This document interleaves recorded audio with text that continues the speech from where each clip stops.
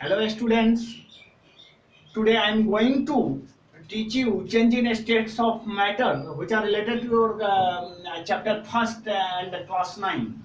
Dear student, हम लोग previous video में स्टेट ऑफ मैटर को जाने थे जिसमें हम लोगों ने सॉलिड लिक्विड गैस साथ ही साथ प्लाज्मा स्टेट का डिटेल किया था। उसके बाद बीईसी जिसको हम बोस आइंस्टीन कंडेंसेट कहते हैं, ये 5 अवस्थाएं पदार्थ की हम लोगों ने पिछले वीडियो में देखा था।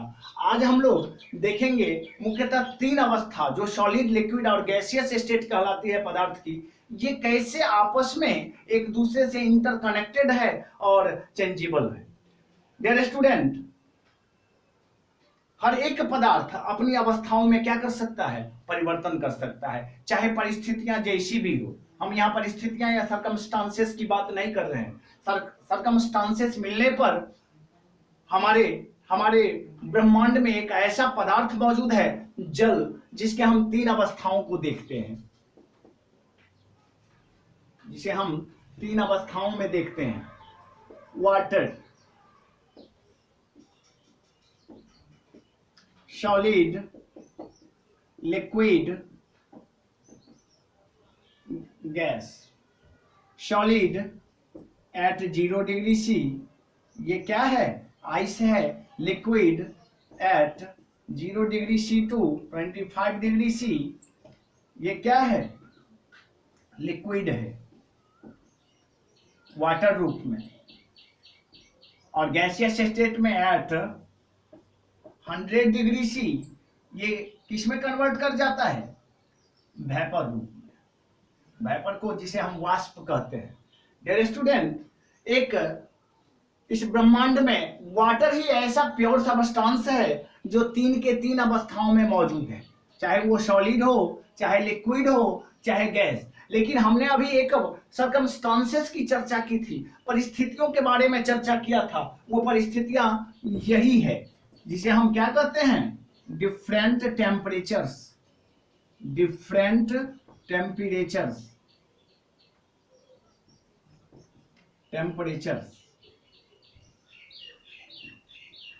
ये इसकी सर्कमस्टांसेस है, परिस्थितियां हैं। कभी 0 डिग्री सी, कभी 25 डिग्री सी और कभी 100 डिग्री सी। ये परिस्थितियां हैं जिस पर ये वाटर, जो कि प्योर सबस्टांस माना जाता है, अपने स्वरूप, अपने स्टेट को क्या कर सकता है, बदल सकता है।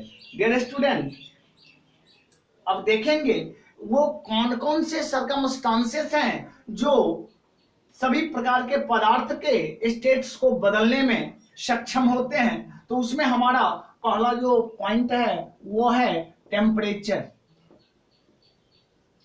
और दूसरा है प्रेशर। ये 2 सर्कमस्टांसेस है, परिस्थितियां हैं, टेम्परेचर और प्रेशर, जिसके थ्रू हम पदार्थों की अवस्थाओं में क्या कर सकते हैं, परिवर्तन कर सकते हैं। डियर स्टूडेंट, अब हम देखेंगे कि तापक्रम या टेम्परेचर का स्टेट्स ऑफ मैटर चेंज होने में ये कैसे अहम भूमिका निभाता है, कैसे टेम्परेचर के थ्रू कोई भी पदार्थ अपने स्वरूप को या स्ट्रक्चर या स्टेट को क्या कर लेता है, चेंज कर लेता है।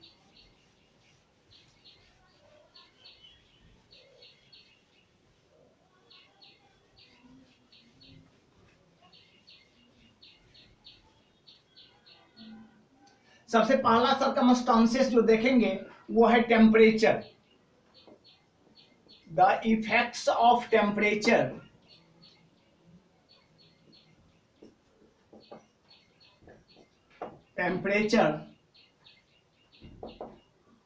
in changing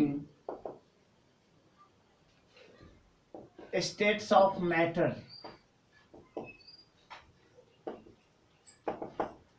पदार्थ की अवस्थाओं को बदलने में टेम्परेचर का कौन सा प्रभाव है, टेम्परेचर का कौन सा योगदान है, उसको हम देखेंगे। डियर स्टूडेंट, हम सबसे पहले 2 पॉइंट्स की चर्चा करते हैं।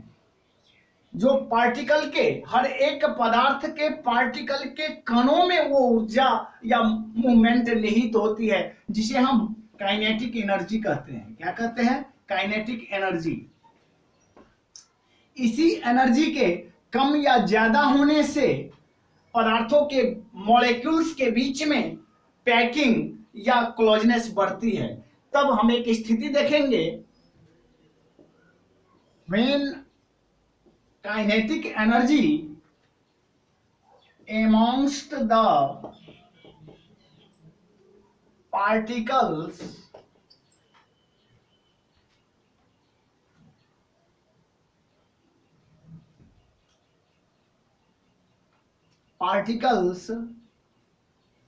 increases। क्या होगा जब हम उस पदार्थ के पार्टिकल्स को के बीच मौजूद काइनेटिक एनर्जी को क्या कर देंगे, बढ़ा देंगे। किसके थ्रू? टेम्परेचर के थ्रू। तब क्या होगा?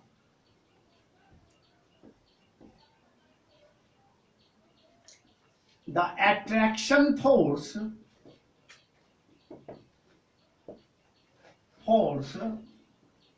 Between them decreases. जब हम पदार्थ के पार्टिकल के बीच के गतिज ऊर्जा को दो परिस्थितियों, जिस परिस्थिति की चर्चा हम कर चुके हैं, टेम्परेचर और प्रेशर, तो उसमें से हम सबसे पहले टेम्परेचर के थ्रू इस परिस्थिति को लाएंगे। तो जब हम परिस्थिति को लाएंगे तो हमें दो कंडीशंस देखने के लिए मिलेगा। एक condition when kinetic energy amongst the particles increases, और दूसरा when kinetic energy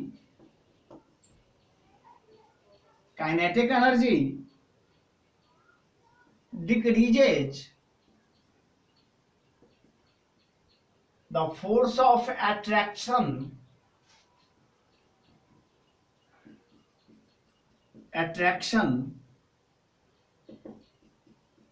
increases amongst the particles।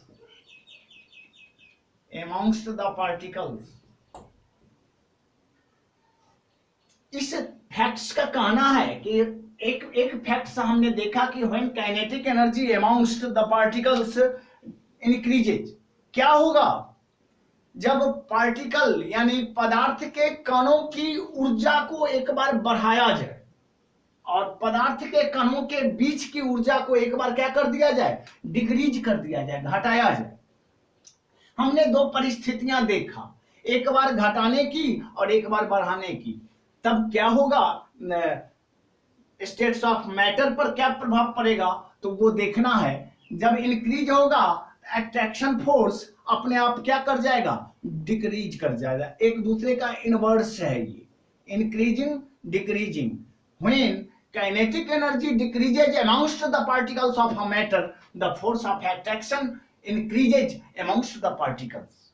और जब ये काइनेटिक एनर्जी को डिक्रीज कर दिया जाएगा, आवश्यक रूप से the force of attraction increases, और उसके बीच का जो मॉलिक्यूलर बाउंडेशन होता है अचानक से वो क्या हो जाएगा, बढ़ जाएगा, और पदार्थ जो है तो अपनी एक अवस्था से दूसरे अवस्था में क्या कर लेता है, परिणत कर लेता है। Dear student, when kinetic energy amongst the particles increases, the attraction force between them decreases. इसके कहने का मतलब है जब पार्टिकल के काइनेटिक एनर्जी को इंक्रीज कर दिया जाए तब क्या होता है, और जब पार्टिकल्स के काइनेटिक एनर्जी को डिक्रीज कर दिया जाए तब उस पार्टिकल्स पर क्या प्रभाव पड़ता है और उस पार्टिकल्स के कणों के बीच में किस तरह का मॉलिक्यूलर बाउंडेशन होता है। डियर स्टूडेंट, जब काइनेटिक एनर्जी पार्टिकल्स के बीच में बढ़ेगा, अट्रैक्शन फोर्स स्वाभाविक रूप से क्या होगा, घटेगा। तो फॉर एग्जांपल हो जाएगा आपका सॉलिड, ये कन्वर्ट कर जाएगा किस में, लिक्विड में। क्यों? क्योंकि पार्टिकल्स के बीच में जो फोर्स ऑफ अट्रैक्शन है वो क्या कर जाएगा, डिक्रीज कर जाएगा। तो जो सॉलिड के पार्टिकल्स होंगे वो डिक्रीज होकर के लिक्विड स्टेट को पकड़ लेगा। फिर इस लिक्विड को अगेन हम टेम्परेचर डालेंगे, गर्म करेंगे ये लिक्विड्स, फिर इसका ये पार्टिकल के बीच में जो फोर्स ऑफ अट्रैक्शन है वो और भी लूज होगा, और then it changes itself from liquid state to gaseous state. और तब ये अपने स्वरूप को बदल के किस स्टेट में ले जाता है, गैसियस स्टेट में। अब हम दूसरे सर्कमस्टांसेस को देखेंगे। When kinetic energy decreases the force of attraction increases amongst the particles. अब जब हम काइनेटिक एनर्जी को क्या करेंगे, घटा देंगे, काइनेटिक एनर्जी को घटाएंगे, अचानक से जो है क्या चेंजिंग आता है, तो देखेंगे गैस किस में कन्वर्ट कर जाएगा,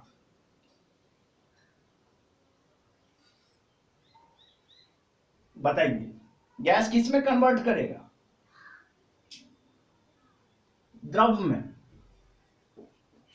क्या करेगा, द्रव में। When kinetic energy decreases the force of attraction increases, gas liquid मत कहने का मतलब है जो गैसियस पार्टिकल से फ्री स्टेट में थे, अट्रैक्शन फोर्स बढ़ना क्या हो जाएगा, शुरू हो जाएगा। और जैसे ही अट्रैक्शन फोर्स बढ़ेगा, ये पार्टिकल एक दूसरे से चिपकना क्या कर देंगे, शुरू कर देंगे, और भी टेम्परेचर को क्या करेंगे, डिक्रीज कर देंगे।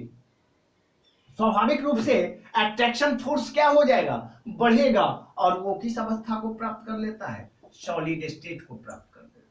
हमने ये दो सर्कमस्टांसेस देखा,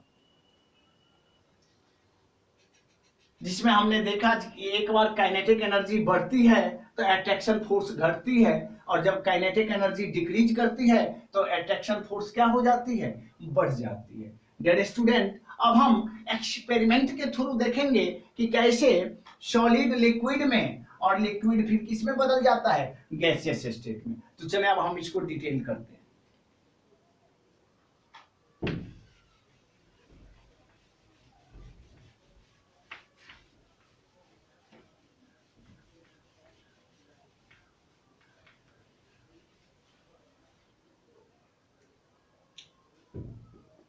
मेल्टिंग और fusion,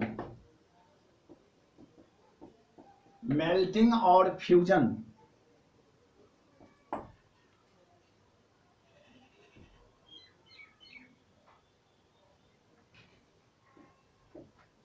When kinetic energy increases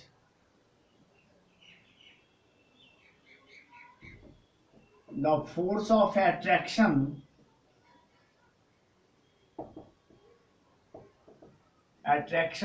decreases। इस अवस्था को हम मेल्टिंग या फिर फ्यूजन कहते हैं। मेल्टिंग से यहां मतलब है द्रवण, क्या मतलब है, द्रवण, या फिर इसे हम गलन भी कहते हैं। क्या कहते हैं, गलन कहते हैं। डियर स्टूडेंट, ये कौन सा प्रोसेस है, क्या प्रभाव है, when kinetic energy increases the force of attraction decreases. Dear student, हम लोग एक बीकर लेते हैं, उस बीकर में कुछ सॉलिड आइस रख देते हैं, सॉलिड आइस। इस सॉलिड आइस में हम एक थर्मामीटर रख देते हैं। जब इस थर्मामीटर को हम इसमें रखते हैं, ये हमको कितना टेम्परेचर शो करेगा, 0 डिग्री सी। चूंकि ये आइस आपका किस स्टेट में है, सॉलिड स्टेट में है, और आइस तब वाटर तब सॉलिड स्टेट में पहुंचती है और आइस बनती है जब तापक्रम कितना हो, 0 डिग्री सी। अब धीरे धीरे हम इस सॉलिड आइस को क्या करते हैं, गर्म करना शुरू कर देते हैं। एक बर्नर के द्वारा इसको गर्म करना शुरू कर देते हैं। तो जैसे ही यही गर्म करना जो है वो काइनेटिक एनर्जी प्रदान करना है। तो जैसे ही काइनेटिक एनर्जी हम बढ़ाना क्या कर दिए, शुरू कर दिए। काइनेटिक एनर्जी जैसे ही बढ़ाएंगे, इसके बीच का जो अट्रैक्शन फोर्स है वो घटना क्या हो जाएगा, शुरू हो जाएगा। आफ्टर सम टाइम ये सॉलिड किस में बदल जाएगा, इन लिक्विड स्टेट में। क्यों, क्योंकि इसके बीच का जो मॉलिक्यूलर बॉन्डेशन, यहां पर मॉलिक्यूलर बॉन्डेशन ज्यादा है, और इस मॉलिक्यूलर बॉन्ड, चूंकि हम तो स्टेट्स ऑफ मैटर को चेंज कर रहे हैं, सॉलिड से लिक्विड में जा रहे हैं, in that case we have to need some energy, और that energy is referred as kinetic energy which we get by providing temperature to that solid particles. और तब ये सॉलिड पार्टिकल्स जैसे ही काइनेटिक एनर्जी इंक्रीज करेंगे, इसके बीच का जो attraction force है वो अपने आप जो है सो कम हो जाएगा, और कम होगा और सहसा वह अपने स्टेट को बदल करके किस स्टेट में चला जाएगा, लिक्विड स्टेट में चला जाएगा। Dear student, so the process of converting solid particles into liquid particles is referred as melting or fusion। यहां हम कह सकते हैं the process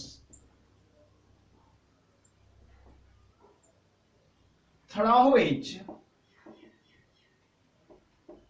solids convert into liquids is called melting or fusion। Melting और fusion. सो पदार्थ के इस अवस्था में जब वो रिक्वायर्ड टेम्परेचर को प्राप्त किया, सहसा उसमें काइनेटिक एनर्जी, उस पार्टिकल्स के बीच में काइनेटिक एनर्जी जो है सो बनना क्या हो जाता है, शुरू हो जाता है। एक प्रकार की एनर्जी से वो फुलफिल कर जाता है, और जब ये एनर्जी उसको मिलता है तब इसके बीच का जो मॉलिक्यूलर बाउंडेशन होता है, हर एक पार्टिकल जो कि सॉलिड के बारे में हम जानते हैं दे आर क्लोजली पैक्ड, ये सब के सब सॉलिड पार्टिकल्स होते हैं जो एक दूसरे से क्लोजली पैक्ड रहते हैं। अब इसको तोड़ के हमको उसके स्टेट को क्या करना है, बदलना है, तो हमें एक सरकमस्टांस चाहिए, और वो सरकमस्टांस हमारा टेम्परेचर है। जैसे ही हम इस सॉलिड पार्टिकल्स को टेम्परेचर देंगे, मींस काइनेटिक एनर्जी देंगे, काइनेटिक एनर्जी देने के साथ ही ये पार्टिकल्स अपने बीच के अट्रैक्शन फोर्स को लूज करना क्या कर देता है, शुरू कर देता है। और जैसे ही अट्रैक्शन फोर्स उस पार्टिकल्स के बीच में लूज होगा, वो सॉलिड स्टेट ऑफ मैटर अपने स्वरूप को बदल के किस स्टेट में ले जाएगा, लिक्विड स्टेट में। So the process through solids convert into liquids is called melting और फ्यूजन। डियर स्टूडेंट, अब रही बात कौन सा टेम्परेचर चाहिए हमको फ्यूजन कराने के लिए, तब हम देखेंगे उसके द्रवणांक और गलनांक और मेल्टिंग पॉइंट और फ्यूजन पॉइंट को। तो चलिए अब हम मेल्टिंग पॉइंट को, जिसे कि हम गलनांक या द्रवणांक कहते हैं, उसको देखेंगे।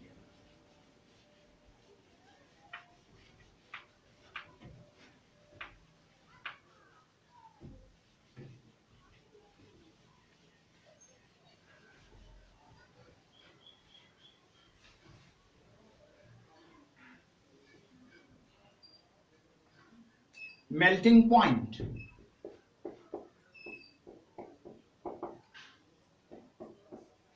मेल्टिंग पॉइंट जिसे हम हिंदी में द्रवणांक क्या कहते हैं, द्रवणांक या गलनांक।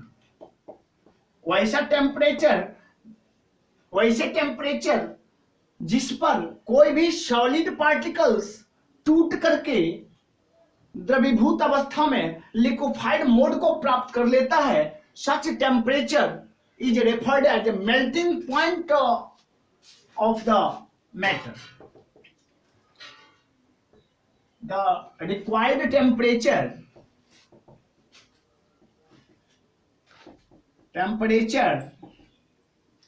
at which solids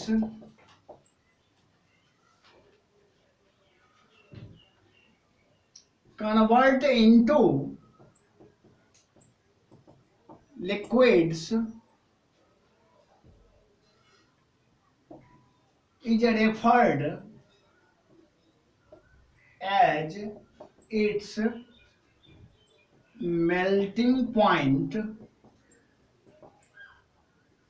और फ्यूजन पॉइंट। वह तापक्रम जिस पर कोई सॉलिड्स कन्वर्ट कर देता है, किसमें, लिक्विड में बदल जाता है, is referred as its melting point और फ्यूजन पॉइंट।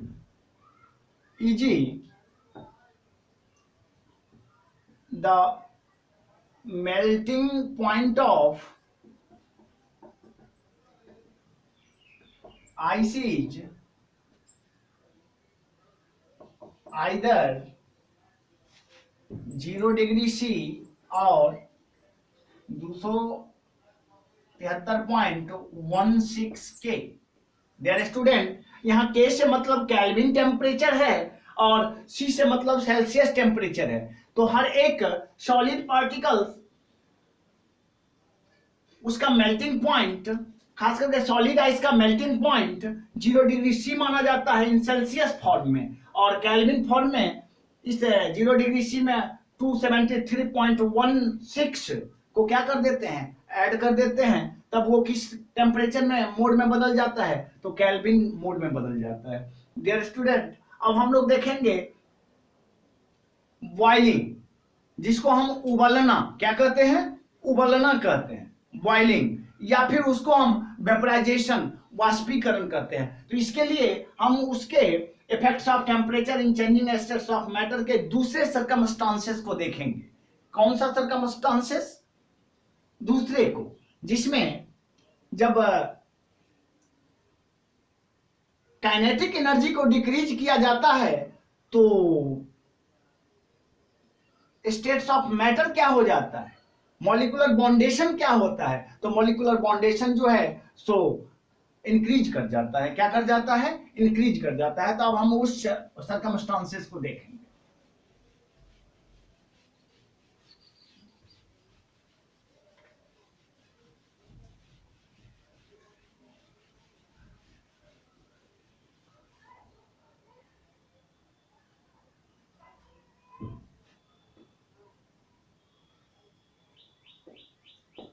बॉइलिंग और वेपराइजेशन। यहां बॉइलिंग से मतलब है उबलना, और वेपराइजेशन से मतलब है वाष्पीकरण। वाष्पीकरण, हम इसके सर्कमस्टांसेस को देखते हैं। व्हेन काइनेटिक एनर्जी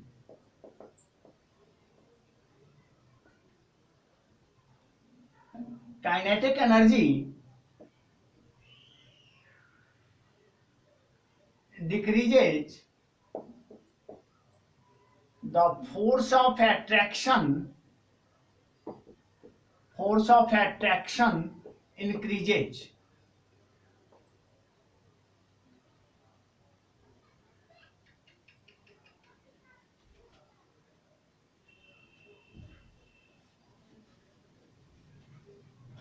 बॉइलिंग और वेपराइजेशन के अंतर्गत हम देखेंगे the process of converting liquids into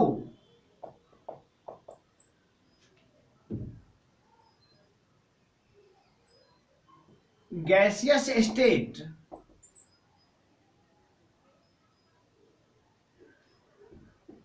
is termed as boiling और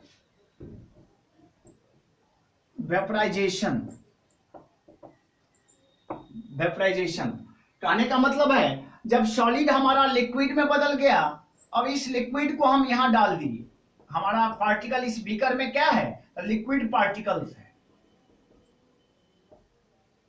अब कहता है जब इस लिक्विड पार्टिकल के काइनेटिक एनर्जी को इंक्रीज किया जाएगा, क्या किया जाएगा, इंक्रीज किया जाएगा, स्वाभाविक रूप से इसके मॉलिक्यूलर बॉन्डेशन पर क्या प्रभाव पड़ेगा, तो उसका मॉलिक्यूलर बॉन्डेशन स्वतः टूट जाएगा। क्या हो जाएगा? स्वतः टूटेगा, क्योंकि टेम्परेचर को इंक्रीज कर दिया गया है। और जैसे ही टेम्परेचर इंक्रीज होगा, ये लिक्विड पार्टिकल्स जो होते हैं वे कण एक दूसरे से अलग थलग होना क्या हो जाते हैं, शुरू हो जाते हैं, और फिर वो किस स्टेट को प्राप्त कर लेते हैं, गैसियस स्टेट को प्राप्त कर लेते हैं। Dear student, so the process of converting liquids into gaseous state is termed as boiling और vaporization। अब देखेंगे किस पॉइंट, किस बॉइलिंग पॉइंट पर आकर के लिक्विड्स जो है सो किसको प्राप्त कर लेता है, गैसियस स्टेट को प्राप्त कर लेता है। तो हम इसके बॉइलिंग पॉइंट और वेपराइजिंग पॉइंट को देखेंगे। बॉइलिंग पॉइंट और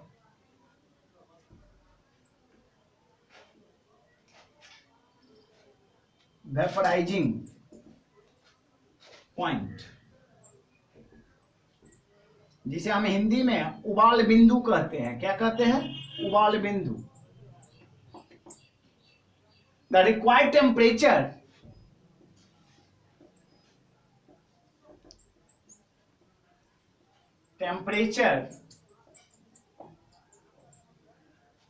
at which the liquid particles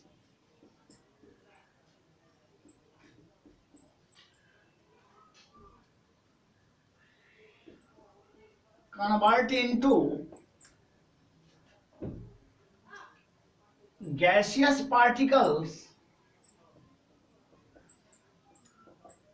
is termed as boiling point.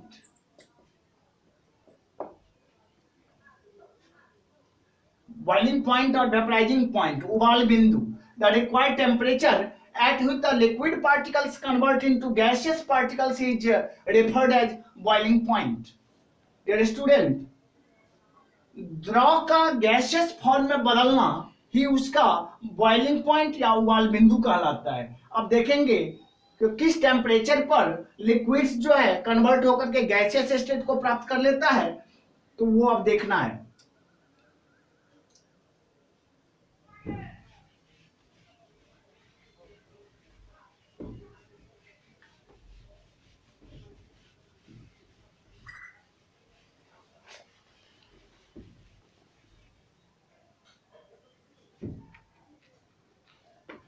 The boiling point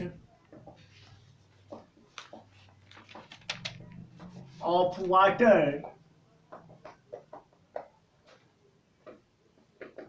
in degree Celsius is 100 degree C.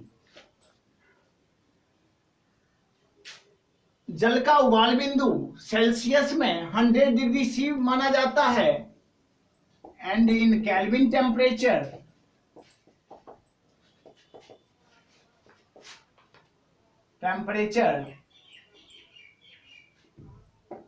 it shows 373.16 K।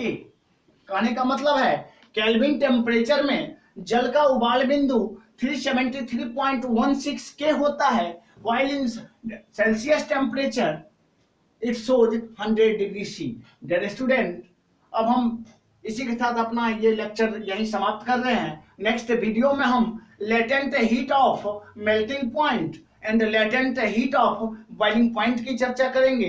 तब तक के लिए धन्यवाद।